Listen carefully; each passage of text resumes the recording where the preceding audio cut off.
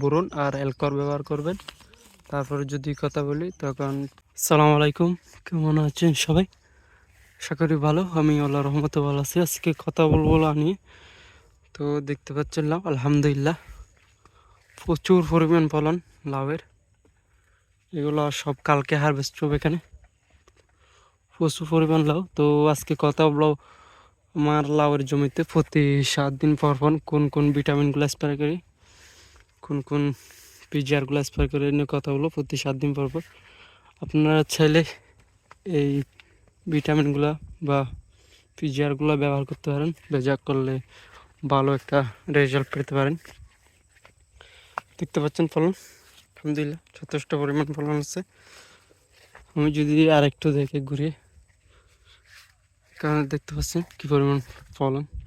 তো আমার লাউয়ের জমিতে প্রতি 7 দিন পর পর কী কী স্প্রে করি, আশা করি আপনারা এই ভিডিওটা দেখলে সম্পূর্ণ আপনিও শিখতে পারবেন এবং কী কী দিয়ে আপনি জানতে পারেন। আমি যদি একটু দেখে আপনাদেরকে কখন কোন কীটনাশক ব্যবহার করি।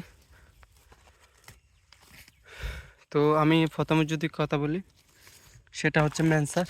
এটা ভিটামিনের সাথে ব্যবহার করি, যাতে ভিটামিন ব্যবহার করলে গাছগুলো একটু সবুজ হয়, তখন ছত্রাক আক্রমণ করে, তাই এটা ভিটামিনের সাথে ব্যবহার করি। কার্বনডাইজিম ম্যানকোজেব আপনারা চাইলে ব্যবহার করতে পারেন এই যে কোনো ভিটামিন স্প্রে করার সময়। তারপরে যদি কথা বলি, এটা হচ্ছে ফ্লোরা।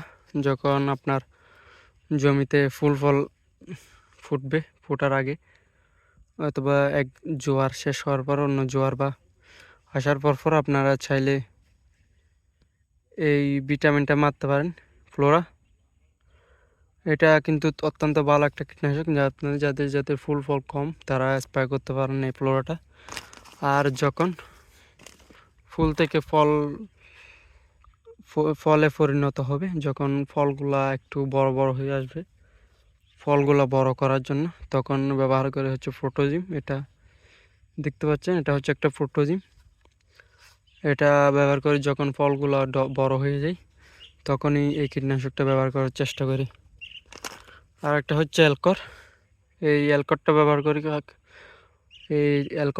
করলে আপনার জমিতে ফলের পরিমাণ বাড়তে হবে, ফুল ফল আসতে সাহায্য করবে। এই অ্যালকরটা ব্যবহার করতে পারেন। এই অ্যালকর এটা ব্যবহার করলে আপনার জমিতে ফুল ফল আসতে সাহায্য করে এবং অধিক ফুল নিয়ে আসে জমিতে। এরপর যেটা ব্যবহার করি এতে রয়েছে ফসফেট, আমি যদি দেখাই। তারপর আছে ক্যালসিয়াম, সালফার এবং জিঙ্ক। এই 3-4টা এই সার আছে। তো এগুলা যখন আপনি মাটিতে দিতে পারবেন না, তো গাছের পাতা দিয়ে গিয়ে আপনার গাছকে এগুলা গাড়তে থাকলে, অথবা ফসফেট যেটা টিএসপি, ক্যালসিয়াম যেটা জিপসাম, সালফার যেটা এই ম্যাগনেসিয়াম সালফার অথবা থিওবিট এরকম জিনিস, আর জিঙ্ক হচ্ছে যেটা দস্তা, এগুলা কাজ করে। এটা আমি প্রতি 7 দিন পর ব্যবহার করি। আর একটা হচ্ছে পটাশ। এটা একটা ফাস্ট পটাশ। এটা ব্যবহার করলে কিন্তু আপনার ফুল জালিগুলা সেট হতে সাহায্য করবে। আর হচ্ছে যখন ফুল ফল আসবে, তখনই ফুল ফলগুলা আপনার সেট হতে সাহায্য করবে, ফুল ফল ঝরা রোধ করবে। এই পটাশটা ব্যবহার করতে পারেন। পরে যে জিনিসটা ব্যবহার করি সেটা হচ্ছে জিঙ্ক ও বোরন। এটা হচ্ছে 16 বার বোরন। এটা আপনার প্রতি লিটারে 1.5 গ্রাম করে ব্যবহার করতে পারেন গাছে, এবং এই ফল যেগুলো বাঁকা হয়ে যায় হালকা, সেগুলো তো স্প্রে করে দিতে পারেন এগুলো। এটা জিঙ্ক, এটা বোরন। আর হচ্ছে জিঙ্ক যেটা সিলেটেড জিঙ্ক, আমার কাছে এখন প্যাকেট নেই, তাহলে দেখাতে পারতাম। আর এই দুটোটা ব্যবহার করতে পারেন, জিঙ্ক আর বোরন। তো আমি যদি একটু বলি, যখন আপনি জিঙ্ক প্রতি সপ্তাহে 7 দিন পর পর, আর যখন এই অ্যালকরটা দিবেন যখন জিঙ্ক, বোরন আর অ্যালকর ব্যবহার করবেন।